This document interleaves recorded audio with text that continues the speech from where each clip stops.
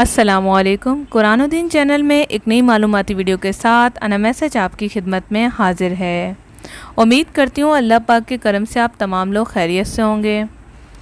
कुरान पाक में तर्जुमा कुछ यूँ है, जो तेरा नसीब है तुझे ज़रूर मिलेगा, चाहे दो पहाड़ों के नीचे ही क्यों ना हो, और जो तेरे नसीब में नहीं है तुझे कहीं नहीं मिलेगा, चाहे दो होंठों के दरमियान क्यों ना हो। आपको इजाफ़ी मालूमात देती चलूँ कि 3 इबादत आपका मुकद्दर बदल सकती हैं। पहला, कलमा तैयबा का विर्द। दूसरा, इस्तग़फ़ार की कसरत। तीसरा, दुरूद सलाम की कसरत। माशाल्लाह सुबहानल्लाह, बहुत प्यारी वीडियो है, इसे आगे ज़रूर शेयर कीजिएगा ताकि हो सके किसी ने अपने मुकद्दर को ठीक करने के लिए किसी दूसरे को भेजा और इसी नेकी से उसका अपना मसला हल हो गया। ऐसा ज़रूर कीजिएगा। जज़ाकल्लाह।